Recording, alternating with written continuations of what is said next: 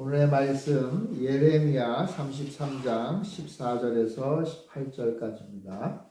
여호와의 말씀이니라. 보라, 내가 이스라엘 집과 유다 집에 대하여 일러준 선한 말을 성취할 날이 이르리라. 그날 그때에 내가 다윗에게서 한 공의로운 가지가 나게 하리니 그가 이 땅에 정의와 공의를 실행할 것이라.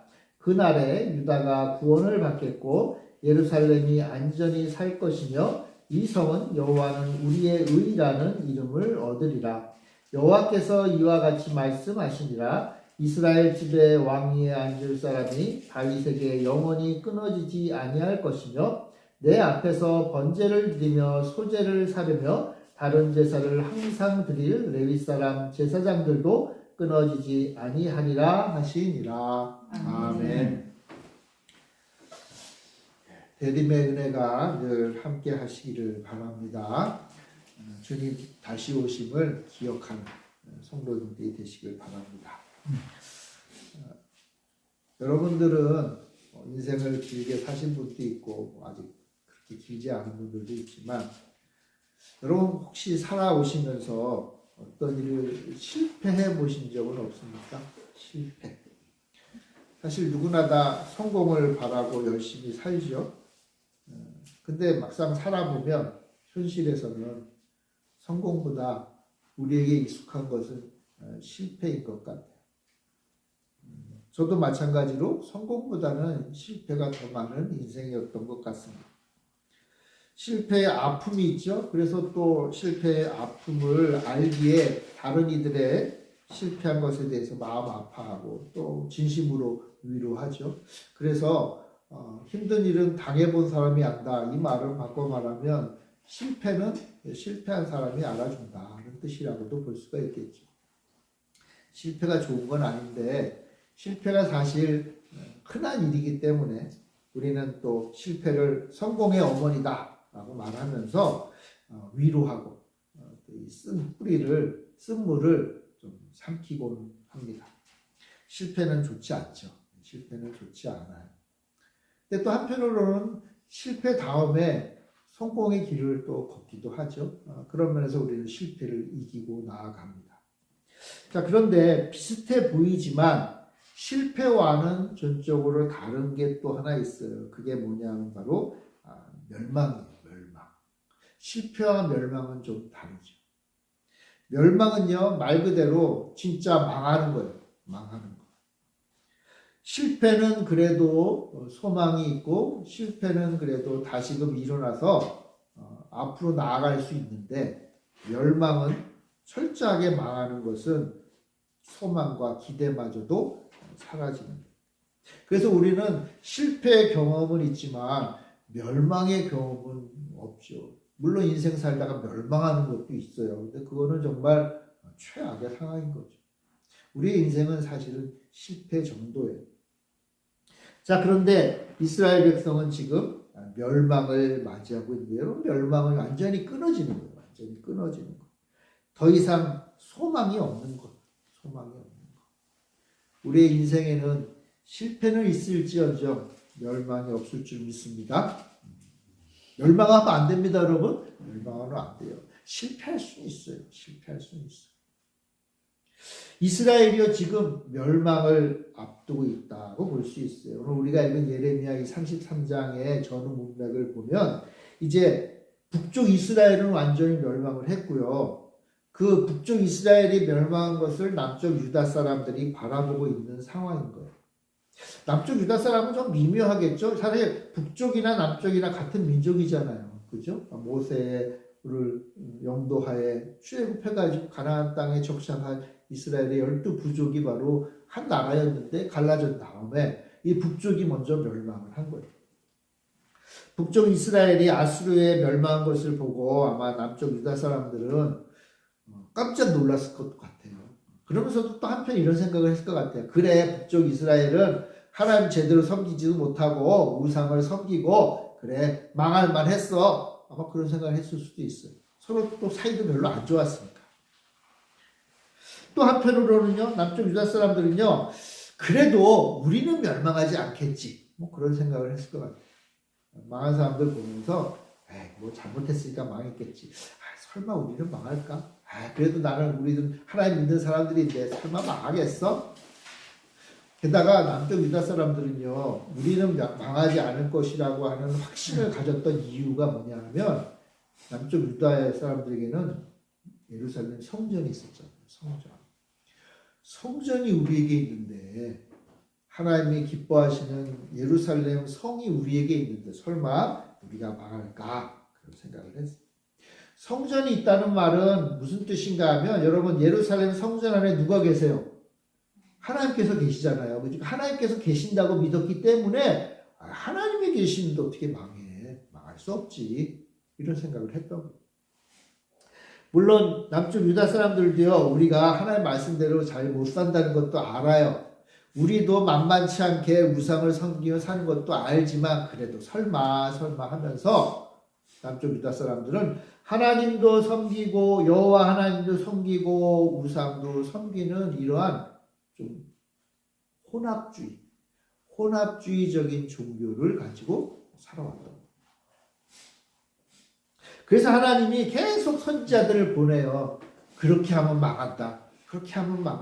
하나님도 섬기고 우상도 섬기고 하나님도 따르고 세상도 따르는 이러한 스타일로 살면 너희들은 망할 거야 라고 선지자들 통해서 끊임없이 이야기해도 그때뿐이에요.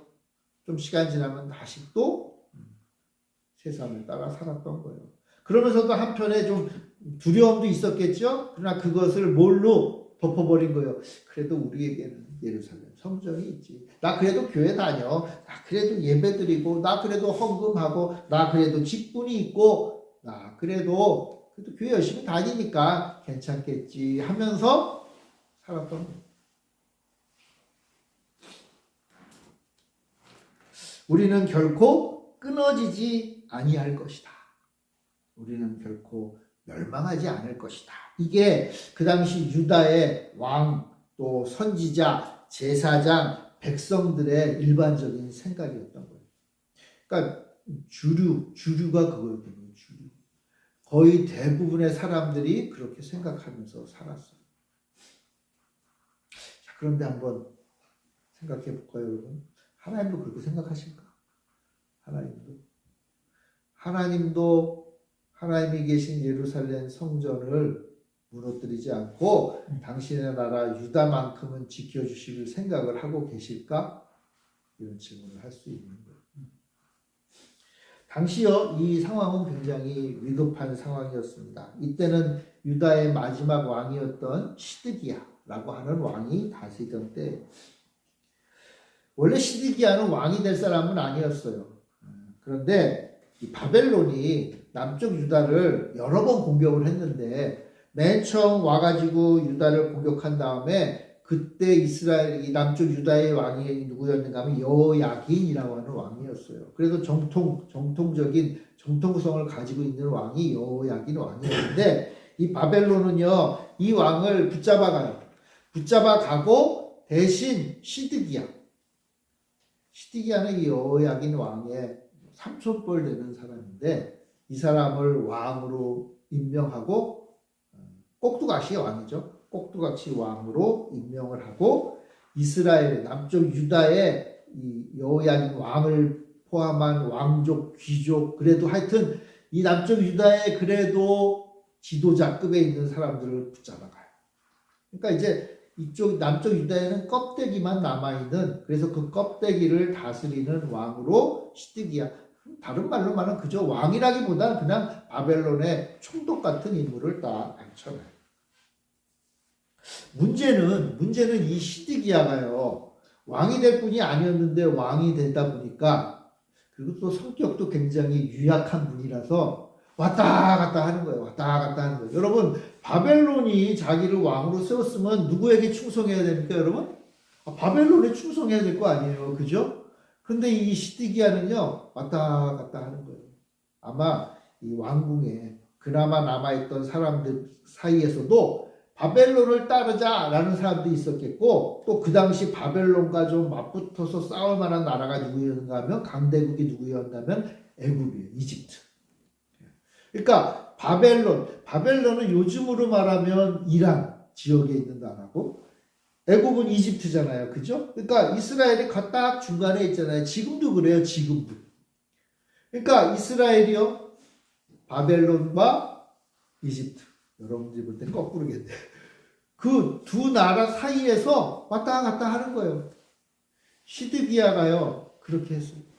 예레미야 선지자는 하나님 주신 말씀을 통해서 뭐라고 얘기했는가 하면 아니다. 바벨론에 충성해라. 바벨론에 충성. 바벨론에 충성해야 시드기야 너도 평안하고 남아있는 이스라엘 백성들도 평안할 거다. 라고 하나님이 지혜를 주신 거예요. 지혜를. 이 혼란스러운 상황, 곧 이제 바벨론과 이집트가 한판 싸워야 될 그 심각한 상황 속에서 그 중간에 끼어가지고 이스라엘 남쪽 유다는 큰 위기를 맞이하는 그 순간에 하나님이 지혜를 주셨어요. 예레미야를 통해서. 바벨론에 붙어 있어야만 살아난다. 살아난다. 근데 시드기야는 어떻게 했는지 아세요? 자기 마음대로 해요. 자기 마음대로. 예레미야의 말을 어느 날은 들었다가 어느 날은 무시하고 왔다 갔다. 여러 이 왔다 갔다 하는 지도자만큼 문제 있는 지도자가 없어요. 결국은 어떻게 됩니까? 유다는 바벨론을 배신하고 애굽에 붙어요. 그러니까 바벨론 왕이 어떻게 하겠습니까, 여러분? 가만히 내버려두지 않죠. 다시 침공해서 얼마 후에 멸망합니다. 하나님 입장에서는요, 얼마나 답답하겠어요. 그래도 시드기야를 통해서 하나님이 남은 이스라엘 백성들을 이끄시기를 원하셨을 것 같아요. 근데 다들 자기 욕심과 자기의 잘못된 판단에 따라 하나님이 주신 지혜를 거부하고 내 뜻과 내 생각대로 살다 멸망을 하게 돼요. 예레미야 23장 2절에 보면요, 이런 말씀이 있어요. 그러므로 이스라엘의 하나님 여호와께서 내 백성을 기르는 목자에게 이와 같이 말씀하시니라. 너희가 내 양떼를 흩으며 그것을 몰아내고 돌보지 아니하였도다. 보라, 내가 너희의 악행 때문에 너희에게 보응하리라. 여호와의 말씀이니라. 하나님께서요, 목자들, 이 목자는 이스라엘의 왕과 지도자들이에요. 목자들에게 뭐라고 말씀하냐면 너희들이 내 양떼를 흩었다. 원래 이스라엘 백성들은요, 이스라엘의 왕이 것이 아니에요. 이스라엘 백성, 하나님의 백성들은 하나님의 거잖아요. 그래서 대신 왕을 세워서 백성들을 잘 이끌어가길 원하셨던 거예요. 하나님 말씀대로 잘 이끌어 나가면 하나님이 도와주시는 거예요. 왕에게 지혜를 주시고 능력도 주시고 권세도 주셔서 자기 일을 잘 할 수 있도록 하실 거예요. 근데 시드기야는 어떻게 했어요? 하나님의 뜻이 아니라 예레미야를 통해서 주신 하나님의 뜻을 거부하고 자기 뜻대로. 그러니까 하나님의 입장에서는 속이 터지는 거예요. 하나님 너무나 화가 나시는 거예요. 너희들이 내 양떼를 돌보지 않았다. 내가 너희의 악행 때문에 너희에게 보응하리라. 보응이 뭐예요? 그 악행에 해당하는 벌을 주겠다는 거예요. 그게 뭡니까? 멸망이에요. 멸망. 책임이 크면 벌도 큰 거예요. 책임이 크면. 위에 있는 사람이 죄를 지으면요, 벌도 더 많이 받는 거예요. 밑에 있는 쪼무레기들, 꼬맹이들이 짓는 죄는 벌도 적어야 돼요. 그런데 왕이 죄를 지어요? 하나님은 멸망시킵니다.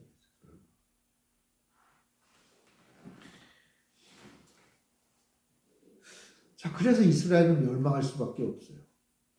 그게 공의의 하나님이에요. 자, 그런데 하나님은 우리를 또한 동시에 사랑하시는 분이잖아요. 그래서 하나님은요, 내가 그 죄에 대해서 심판하겠어, 멸망시키겠어 라고 결정하신 다음에도 가만히 계시는 분이 아니에요. 야, 이거 어떡할까? 어떡할까? 하나님은 떠돌고 있는 양떼를 모으고 다시 올바른 길로 이끌 목자를 세워요. 목자가 누구라고요? 왕이죠, 왕. 시드기야 왕을 멸망시키고 이제 하나님이 원하실 일을 할 수 있는 목자를 다시 세워요. 그게 오늘 15절, 16절에 있는 말씀이에요. 우리 15절, 16절 같이 한번 읽어봅시다. 시작. 그날 그때에 내가 다윗에게서 한 고기로운 가지가 나게 하리니 그가 이 땅에 정의와 공의를 실행할 것이다. 그날에 유다가 구원을 받겠고 예루살렘이 안전히 살 것이며 이 성은 여호와는 우리의 의라는 이름을 얻으리라. 자, 다윗에게서 한 왕을 세우기로 약속한다.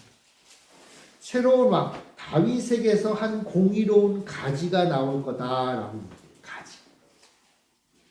이 단어를요, 스가랴서 구약의 맨 마지막에도 또 역시 이 새로 오실 왕에 대해서 예언하는데 스가랴서에는 싹이다, 새로운 싹이다라고 번역을 했어요. 같은 단어예요.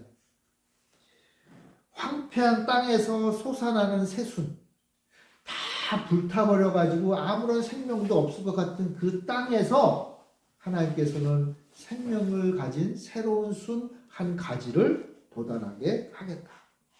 그는 누구냐? 바로 의로운 왕. 하나님의 양떼를 치는 목자가 될 것이다. 아까 하나님의 양떼를 치는 목자가 잘못해가지고 하나님 화가 나셨잖아요. 그죠? 그래서 멸망시키겠다 했단 말이에요. 근데 하나님은 그러나 그것으로 멈추지 아니하시고 다시 또 하나님의 일을 이룰 의로운 왕을 새로 세우시겠다라고 약속하십니다. 그의 이름이 뭐죠? 여호와 우리의 의다. 여호와 우리의 의다.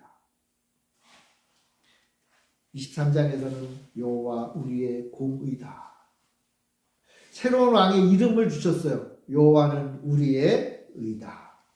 자, 그런데 이 예레미야의 예언을 듣는 그 당시 이스라엘 사람들은 이 예레미야의 예언을 듣고 마음이 그렇게 편치는 않아요. 왜냐하면 여러분, 새로운 왕, 하나님께서 새로 세우실 이 왕의 이름이 뭐라고요? 여호와 우리의 의, 공의. 근데 여러분, 여호와 우리의 의를요, 히브리어로 말하면 뭔지 아세요? 시드기야. 시드기.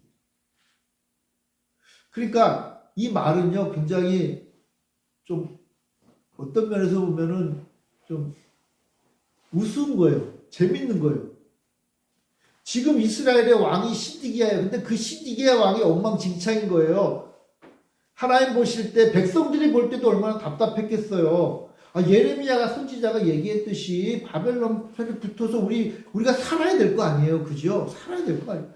뭐 이것저것 따질 거 없어요. 백성들이 살아야 돼요. 백성을 살게 하는 게 진정한 지도자고 왕인데, 시드기야 왕을 보니까 왔다 갔다 하면서 백성을 망하게 할 거예요. 이제 곧 바벨론이 쳐들어와서 이제 망하게 됐어요. 자, 그런데 예레미야 선지자께서 하나님의 말씀이라고, 그리고 하나님이 새로운 왕을 세우시겠다라고 말씀하면서 그 새로 세우실 왕의 이름은 시드기야다, 이런 말을 한 거예요. 시드기야.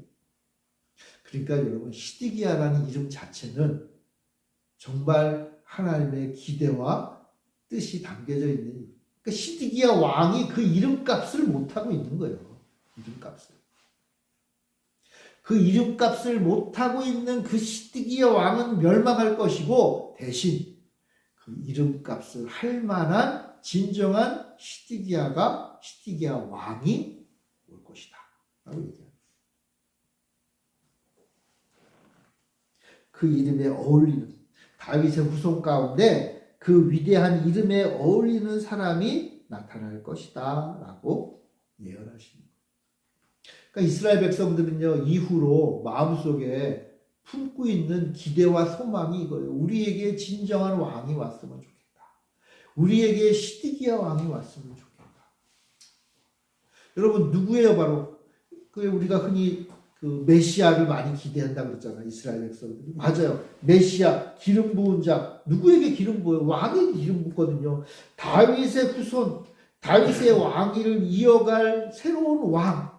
우리에게 공의로 우리를 다스리실 하나님이 보내신, 그래서 하나님이 기름 부어서 우리를 이끌어 가실 왕, 진정한 왕, 우리를 공의롭고 의롭게 다스리실 왕.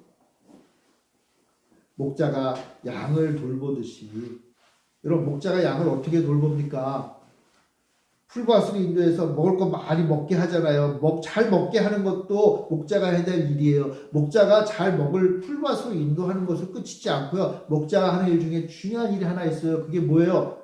짐승으로부터, 맹수로부터 양떼를 보호하는 거잖아요. 그래서 다윗이 굉장히 잘한 게 있잖아요. 뭐예요? 물맷돌을 잘 돌려. 여러분, 도대체 왜 물맷돌을 이렇게 잘 돌렸겠어요? 목자는요, 그걸 잘해야 됐던 거예요. 그거.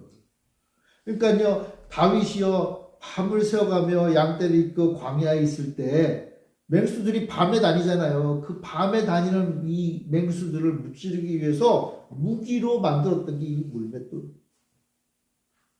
그러니까 목자는요, 양떼를 잘 먹고 살게도 해줘야 되고 악한 적들로부터 양떼를 보호해야 되는, 그게 누구냐? 목자고, 그게 누구냐? 진정한 이스라엘의 왕이다. 그래서 이스라엘의 왕은요, 군인이잖아요. 용사라고 하잖아요. 용사. 또한 이스라엘의 왕은 뭐예요? 목자라고 하잖아요. 목자. 돌보는. 시드기야는 이름만 그럴듯했던 거예요. 이름만. 여러분, 이름만, 겉보기에만 그럴듯한 건요, 아무 쓸모가 없어요. 아무 쓸모가 없어요. 뭐가 중요해요? 진짜 그 일을 하는 사람이 필요해요. 그 일을 하는 사람. 이스라엘 백성들이요, 사울 왕에게 기도했던 것도 그거였어요. 사울 왕을 맨 처음에 세울 때 사울 왕이 보기에 좋았잖아요. 다른 사람보다 머리 하나가 더 있고요, 아주 위대한 용사라고 그랬어요. 사울 왕이 왕으로서 인정받았던 것도 이스라엘 백성들을 전쟁에서 구원했기 때문에 그래요. 다윗도 마찬가지죠, 여러분. 다윗도 마찬가지예요. 도대체 왜 이렇게 군인들, 용사들, 용맹한 전사라고 그랬을까? 왜냐하면 그게 왕이 해야 될 일이었기 때문에. 시드기야도 그렇게 했어야 된다는 거죠. 시드기야. 근데 시드기야는, 실제 시드기야 왕은 그것을 실패했어요. 그러니까 어떻게 됐어요? 멸망했어요. 하나님의 심판을 받아 멸망을 했어요. 그러나 하나님은 새로운 왕을 세우기로 작정하셨어요. 의로운 가지, 영원한 왕, 하나님이 약속하실 하나님의 백성을 다스릴 의로운 왕 시드기야가 반드시 이 땅에 올 것이다 라고 약속하셨어요.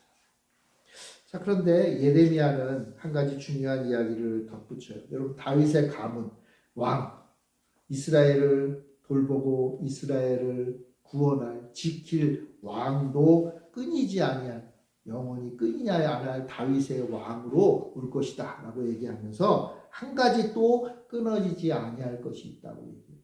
그게 뭐냐면 바로 18절에 나와요. 우리 18절 한번 봅시다. 18절 같이 한번 읽어봅시다. 시작. 내 앞에서 번제를 드리며 소제를 사르며 다른 제사를 항상 드릴 레위 사람 제사장들도 끊어지지 아니하리라 하신다. 자, 하나님은요, 다윗 왕도 끊어지지 않지만 누구도 끊어지지 않는다? 레위 사람 제사장도 끊어지지 않는다.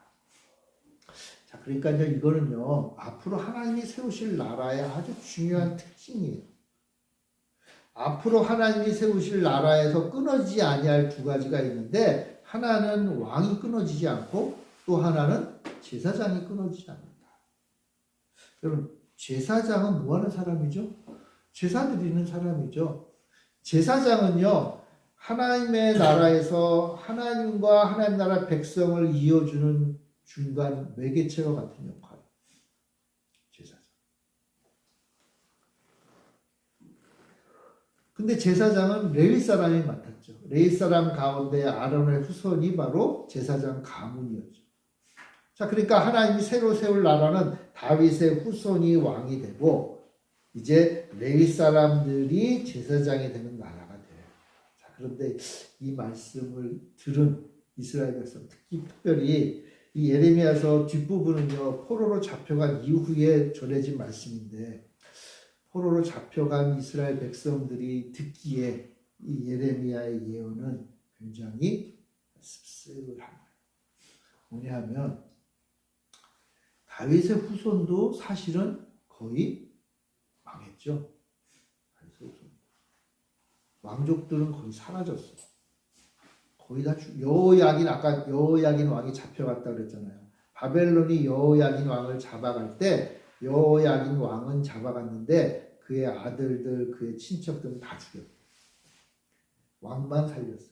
그리고는 분을 뽑아가지고는 포로를 끌고 갔어요.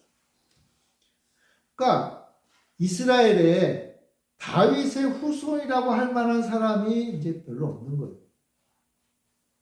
다윗의 후손 중에서 그나마 정통 그 라인을 따라서 그래도 좀 혈통이 좀 좋은 사람들은 이미 다 죽어버려요.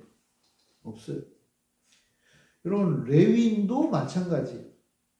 이스라엘 백성들이 사실상 이 바벨론으로 포로로 잡혀간 이후에는 12부족을 구별할 수도 없게 되어버렸어요. 다 사라졌고 심지어는 제사장들이 다 사라졌어요. 왜 그랬을까요, 여러분? 여러분 포로로 잡혀간 레위인들, 제사장들이 다 사라졌어요. 왜요? 일할 곳이 없는 거예요. 일할 곳이. 먹고 살 길이 없잖아요. 여러분 제사장으로 살다가 포로로 잡혀갔는데 이 이스라엘의 제사장들이 일할 곳이 없어요. 그럼 어떡합니까, 여러분? 어떡하죠, 여러분? 다른 일하고 살아야지. 다른 일. 일할 성전이 없으니까 제사장들로 일을 했던 사람들이 먹고 살 곳이 없으니까 다른 일 하는 거예요. 바벨론에서 다른 일 하면서 사는 거예요. 그럼 나중에 어떻게 되죠? 원래 제사장의 후손이 제사장이 되는 거잖아요. 또 제사장 하고 싶다고 해서 제사장으로 젊었을 때 지원해서 배우고 훈련할 곳도 이제 없잖아요. 근데 시간이 얼마나 지났어요? 70년 이상이 지났다. 제사장이 없는 거예요.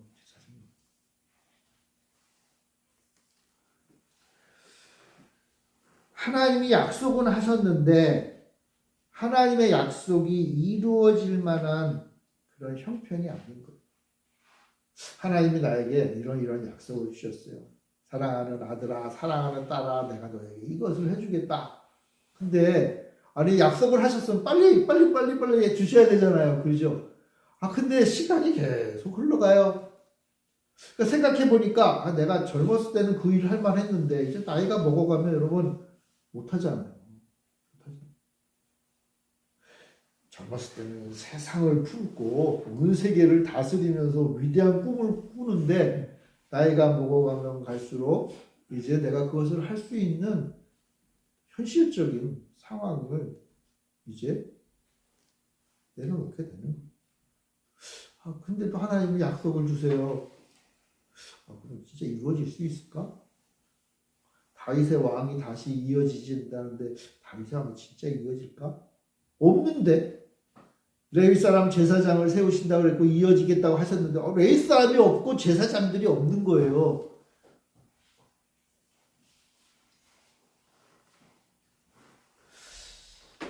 그러니까 하나님의 약속이 성취되고 하나님의 약속이 이루어지는 것이 그렇게 쉽지는 않는 거예요. 그럼에도 불구하고 하나님은 레위 사람을 제사장으로 세우시겠다고 약속을 하시죠. 그럼 레위 사람들이 왜 제사장이 됐는지 아세요? 레위 사람들이 원래 레위 사람들이 하나님의 선택받은 이유가 출애굽기에 나오는데 이스라엘 백성들이 전체적으로 모여가지고 우상을 섬기며 난리를 쳐요. 하나님 보실 때 악한 일을 저질러요. 모세가 시내산에 가서 언약궤를 받고 있는 동안 이 땅에서 이 밑에서 난리를 치고 우상을 섬기고 모세가 내려가지고 너무 화가 나죠. 던져버리고 하여튼 난리가 나요. 그때 모세가 말하기를 우상을 저지른 자에게 하나님의 심판을 선포해요. 그때 레위인들이 자기 죄를 지은 자기 친족마저도 구별하지 않고 하나님의 말씀대로 처형을 잔인한 일을 하죠. 왜요? 하나님의 뜻을 이루지 않는 하나님 앞에 정결하게 살지 않는 것에 대한 하나님의 심판을 손수 수행한 사람들이 바로 레위인들이에요.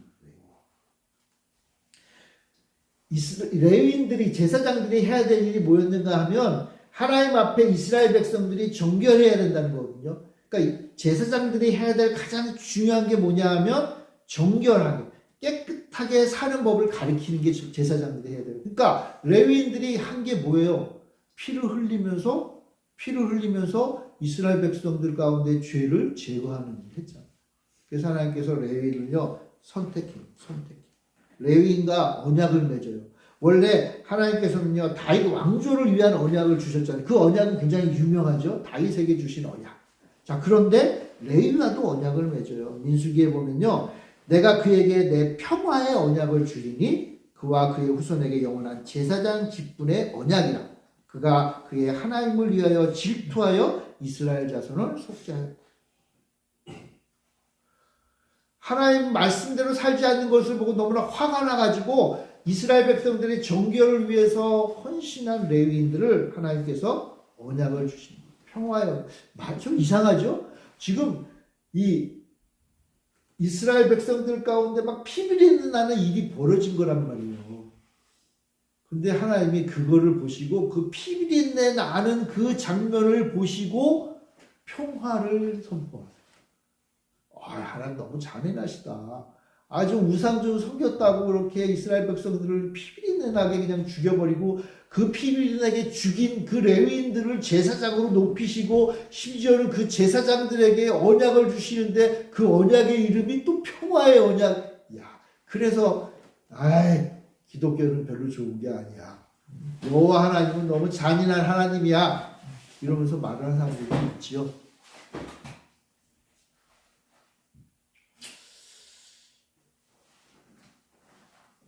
여러분 한번 생각을 해보세요. 이것은 그만큼 하나님을 떠나 우상을 섬기는 것이 하나님의 입장에서 얼마나 최악의 것인가를 드러내는 거예요. 하나님을 떠나 하나님을 배신하고, 여러분 배신자는 어떻게 처리해야 되죠? 여러분 배신자는 어떻게 처리합니까? 믿고 다시 받아줍니까? 용서하고 다시 받아줍니까? 여러분 그러다가는 같이 망하죠. 배신자는 제거해야 됩니다. 그래서 어떻게 해요? 그 일에 최우선적으로 나선 레위인을 하나님은 선택하시고 평화의 언약을 주시고 그들을 통해서 이스라엘의 정결을 유지하도록 만드신 겁니다. 현실은요, 다윗의 후손도 없고 현실은요, 레위인 제사장의 후손도 없어요. 현실은 원래 그런 거예요, 여러분. 여러분, 우리가 맞이하는 현실은요, 하나님이 아무리 약속을 해도 그 약속이 이루어질 것 같지 않게 보이는 게 현실이에요. 만약 현실이 하나의 약속이 당연히 자연스럽게 이루어질 거다. 그건 약속도 아니죠. 그거 당연히 곧 이루어질 건데 뭐. 하나님의 약속은요, 당연히 이루어지지 않을 것 같은 현실 속에서 주어집니다. 다윗의 후손도 없고 제사장 레위인의 후손도 없어요. 그러나 하나님이 약속하세요. 공의로운 가지를 내가 주겠다. 나에게 제사를 드릴 제사장을 세우겠다.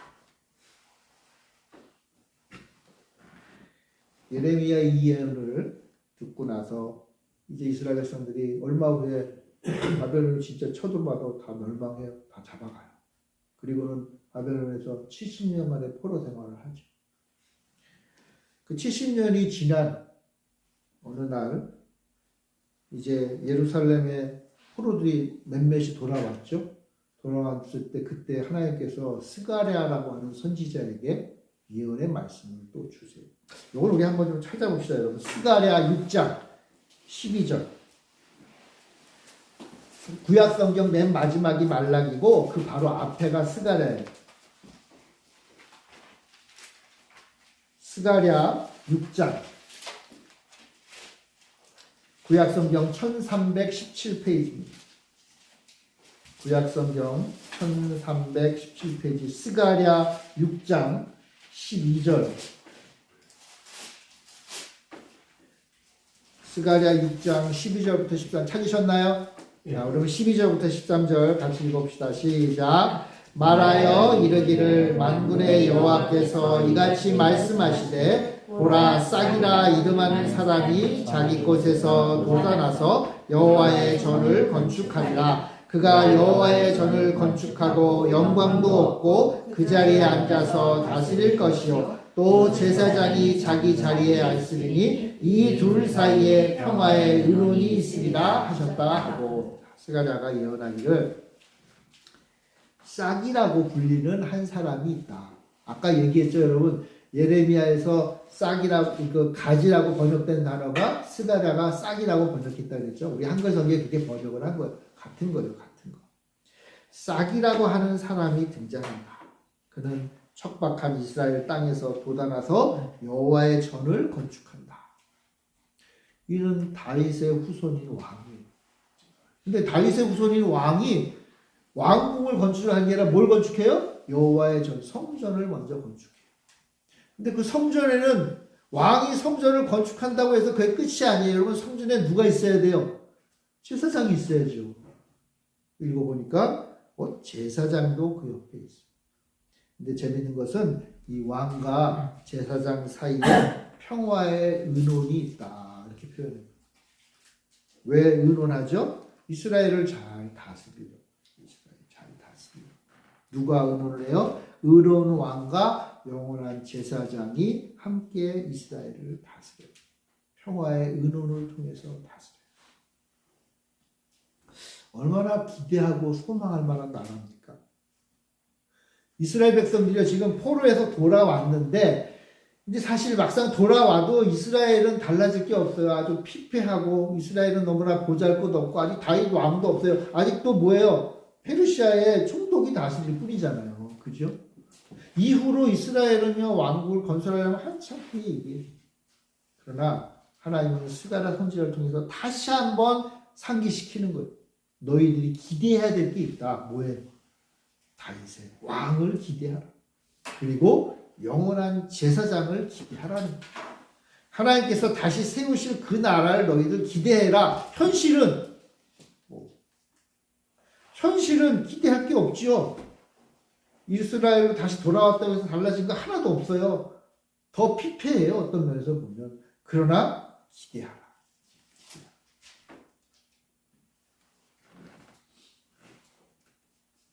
마침내 다윗의 왕 그리고 또한 동시에 영원한 제사장 그 일을 함께 의논하고 평화롭게 하나님의 나라를 다스릴 분이 오신다.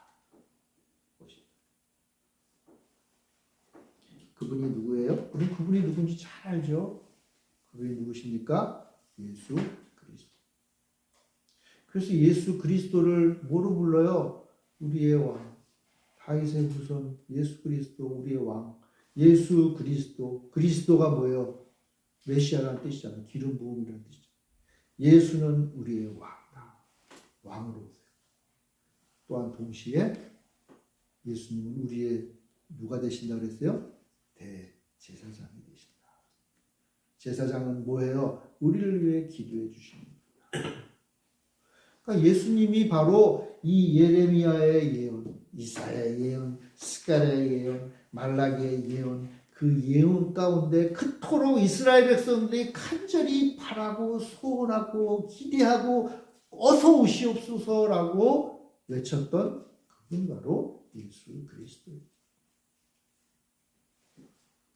그래서 예수님은요 이 땅에서 새순처럼 돋아나셨고 폐허로 변한 성전을 3일 만에 재건하신 분이 바로 예수 그리스도. 끊어지지 않는 다윗의 가문으로 오신 왕이요 우리의 연약함을 불쌍히 여겨서 하늘의 지성소에서 우리를 위해 기도하는 대제사장 그분이 바로 예수 그리스도. 그 예수 그리스도가 2000년 전에 이 땅에 오셨어요. 그리고 우리를 위해 진짜 왕이 되시고 우리를 위해 대제사장이 되셨어요. 하나님께서 당신의 나라를 예수님께 맡겼어요. 하나님께서요 당신이 계신 그 대제사장 그 성전의 대제사장으로 예수님을 임명하셨어요. 그러면서 어떻게 당신의 나라를 세워가십니다.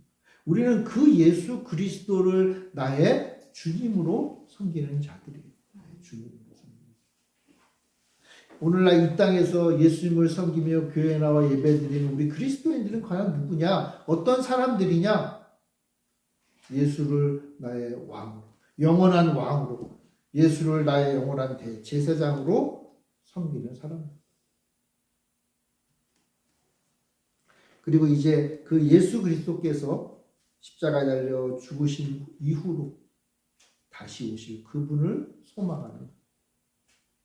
아까 레위인들이 죄를 지은 이스라엘 백성들을 다 죽여가지고 피비린내가 나게 하고 그걸 보고서 하나님께서 오히려 기뻐하면서 막 평화의 복음을 그 일을 그 사람들을 죽인 잔인하게 죽인 피부하다로 만든 그 레위인을 높이셨다 그랬잖아요.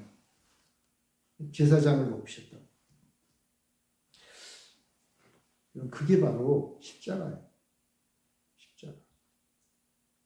여러분 십자가에서요 이 세상 모든 죄가 심판받은 거예요. 근데 그 심판받게 할 때 그 칼을 휘두른 분이 누군지 아세요? 그분이 예수님인 거예요. 레위인들이 자진했잖아요. 내가 여호와께 정결한 당신의 백성의 정결을 위해서 헌신했잖아요. 레위인들은요 칼을 휘두르는 거에 그쳤지만 예수님은 그 칼을 직접 맞으신 거예요. 그래서 어떻게 해요? 십자가는 피바다예요. 피바다. 어떤 목사님은 피가 뚝뚝 떨어지는 십자가라고 해요. 맞아요. 여러분 십자가에서요 피가 없으면 아무 의미가 없는 거예요. 여러분 이 피가 뭐예요? 피, 예수님의 피, 고결한 피.